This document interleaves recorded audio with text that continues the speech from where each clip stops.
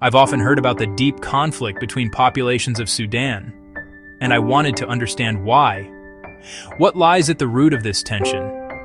To find the answer, I began tracing the history of Sudan itself, and I invite you to join me on this journey through time. Until the 7th century, before the Arab conquests, the land of modern-day Sudan was home to Nubian kingdoms, Kush, Meroe, Nobatia, Makuria, and Alodia.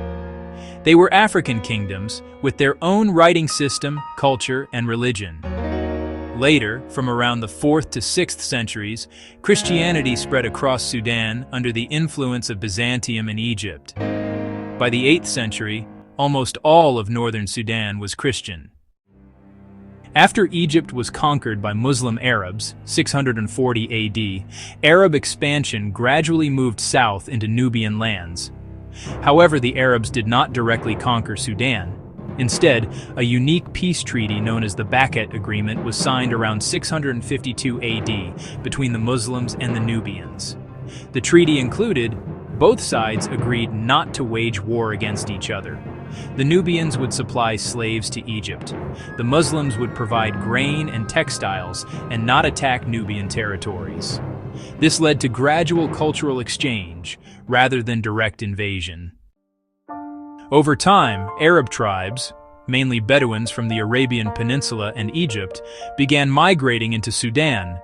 Juhayna, Jamaya, Rashida, and others.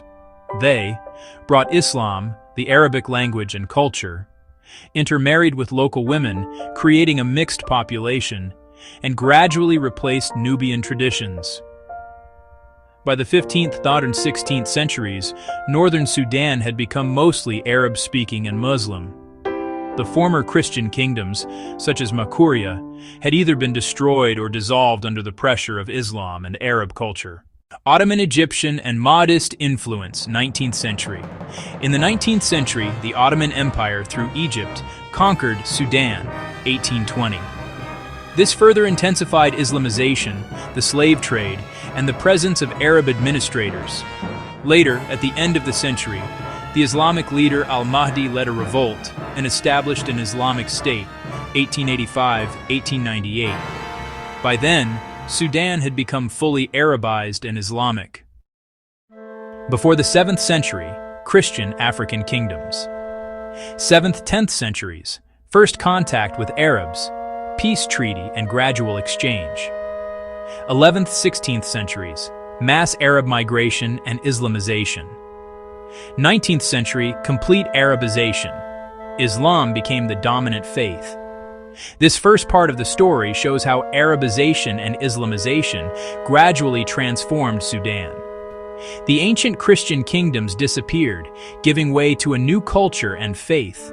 Thus began a deep divide between the North and the South, between the Arab Muslim North and the African, mostly Christian South. And this division would later become the root of many future conflicts. What do you think caused this deep division in Sudan? Share your thoughts in the comments, subscribe for part 2, and share this video to help others understand history.